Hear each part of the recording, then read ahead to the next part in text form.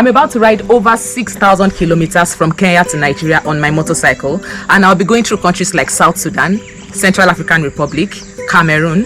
In this video, I'll show you exactly why I'm doing it, my motivation behind doing it. I'll show you all the trainings that I've been going through just to prepare for my trip. I'll tell you how I plan to navigate through my proposed routes and all the plans I have when I arrive at my destination, Nigeria. Let's go. So I'll be starting my trip on the 8th of March, and I'll be moving from Mombasa, the coastal part of Kenya, all the way to the coastal part of Nigeria, Lagos. I'll be starting on the 8th of March. I've been doing a lot to prepare for the trip, and when I started, I had no idea I'd have to do a lot.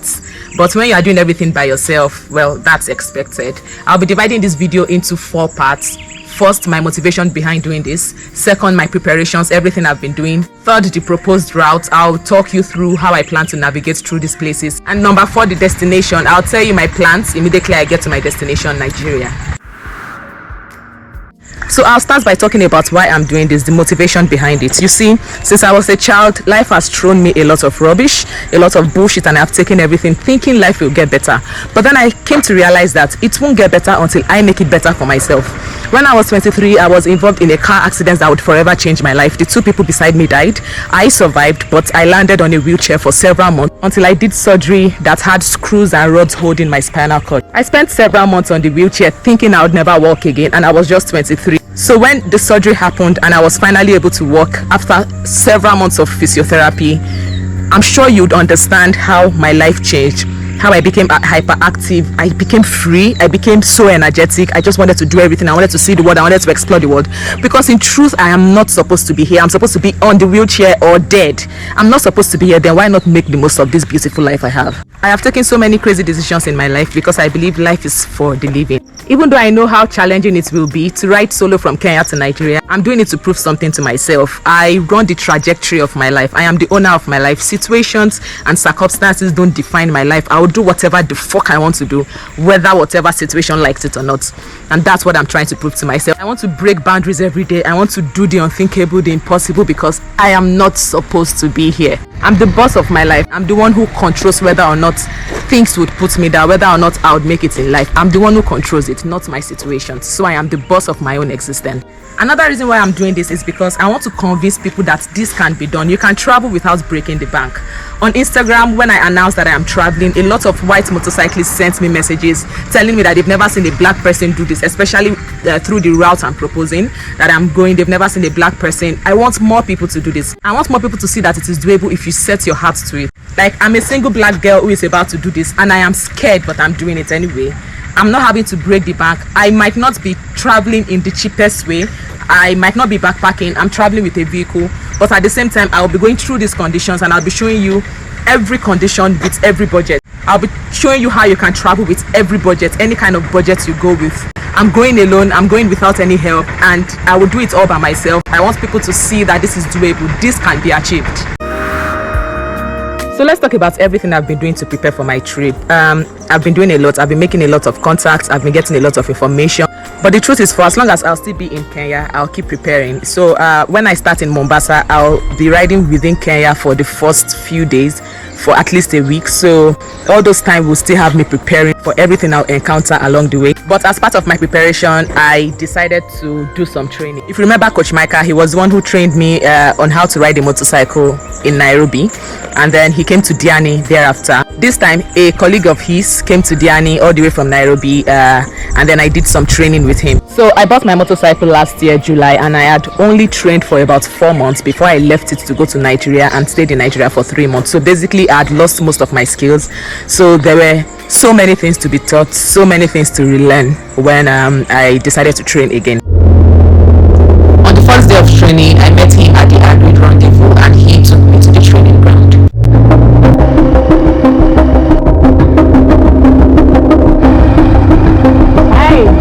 That easy to navigate here. No, it's not. Yeah. He had to help me on that crazy place. This rock. You're the YouTuber. I'm the one. Ebaide. Ebaide, yes. You. I don't watch all your videos, but I watched when you had the van. Oh. And I watched a couple of times went camping, and just random videos. Oh, nice. Follow the sequence. Okay, you decided now completely bike now. Oh yeah, I've been on the bike since last year. Okay, now you're coming to get expert whatever. Exactly. So we started with the basics, and that's turning in a figure 8. So lean the bike under, squeeze with the outside knee onto the tank, and keep your weight off the bars as much as you can. He started by showing me exactly what he wanted me to do.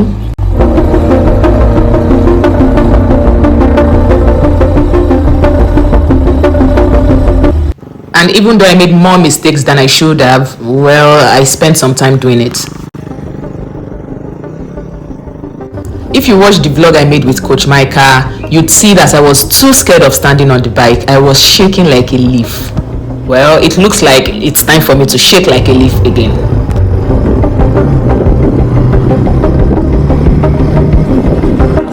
Just stand up. The bike is not moving completely.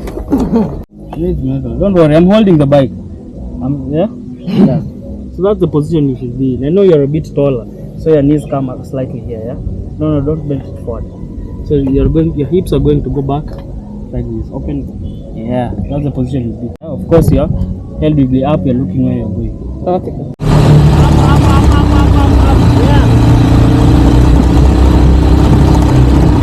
After riding for a while, I started getting more comfortable with the position, and just like that, I couldn't stop standing and riding.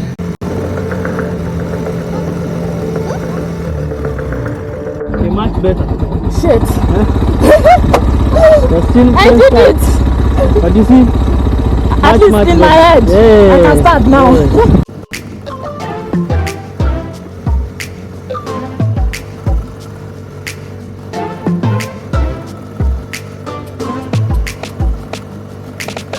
Then it was time to swerve the bike left and right against the cones. Don't go too far away. You want to stay very near to the cone. It took some time to get it right, especially as I had already done this in the training I did last year. But well, after I got it right, there was no stopping me. After the training, I got more confident. There was visible improvements, and I felt much better. But the truth is, no matter what skills you are taught, you won't really hone these skills if you don't continue practicing by yourself. It doesn't matter what the coach taught me at the training. If I don't train by myself and try to perfect my skills, I will lose all the skills. All he did was show me the things to do, and then now I have to practice all by myself. A few people have mentioned how it's a bad idea to ride all the way, especially as I'm still a new rider. But I think they are wrong, and I really don't care, because I already have a strategy put in place. So most motorcyclists, what they do is ride. It's mostly about the ride. So when they say they are going like 10,000 kilometers, they are basically riding through countries. For me, I was a traveler before I became a motorcyclist. So for me, it is about the ride as much as it is the experience. I won't just be riding for 10-15 hours every day. No, I'll probably ride for like 4 hours every day, get to the next town, stay there for like 1-2 days, explore the place, experience the place. Because if I don't do it like that, I won't feel like I visited these places. I'll feel like I just rode through these places, and that's not how I like to experience things. That's not how I like to travel. So even though I'm riding a bike, I'm going at my pace, I'm going slowly. So unlike what people think, because I said Kenya to Nigeria, no, that's not how it works. I'll keep sleeping on the way and keep exploring and riding slowly, and that's my strategy. Now let's talk about my proposed route. This is the trickiest part because of the place I am going through, but I've contacted a lot of people and I have gotten a lot of information. This is the best route I can fly at this time of our existence, because the other routes are either too long or too dangerous. So the plan is to start here at Mombasa, the coastal part of Kenya, on the 8th of March, ride all the way to the border of Kenya, Busia border, go into Uganda, ride through Kampala into South Sudan. Then from South Sudan, I'll ride all the way to the border to Central African Republic, into Cameroon, and I'll enter Nigeria through Calabar. That is my proposed route right now. But the beauty of traveling is that no matter what you propose, anything can happen. So my route could change at any time depending on what's happening in the world at the time, or things that happen with me, visa, a lot of unforeseen circumstances. People on Instagram have told me how nobody has done this before, so there's really nothing to go by. I have to experience everything while I'm traveling, so anything can change at any time. But right now, that is my proposed route. So I'll move at my convenience, at my pace, the way I know how to explore, and truly explore these places, because I don't know if I'll ever go to these places anymore. So I'll be checking out these places, not just riding through. So the fourth thing I'll be talking about is my destination. What will happen when I arrive at my destination? Well, Kenya to Nigeria is the first leg of my trip. and then after I get to Nigeria, I'll start the second leg. So Kenya has been a home to me, just as Nigeria was a home to me until I arrived in Kenya in 2021. So this is a way of riding from one home to the other as the start of my journey into motorcycling around the world. So basically, it would afford me the opportunity to see one home and then go to the next home before then going to the other unknown destinations that are not home.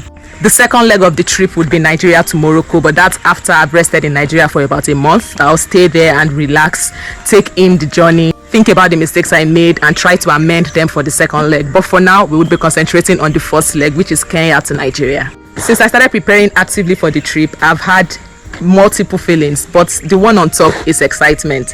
I'm so excited because I don't even know what to expect. I mean, if I had gone on YouTube and found someone who has done it before, it would be easy. I would see what has been done, but nobody has done it, so I don't know what to expect, and that's what makes it even more exciting. I am rooting for myself so much. I am my own #1 fan. I believe that if anybody can achieve this, then it is me. I will do it. If you want to be a part of this achievement, if you want to be a part of the journey, if you want to see what it would be like for me, then you should absolutely subscribe on the channel so that you can get every video, every update as I take my journey all the way from Kenya to Nigeria. Thank you for being here, and bye.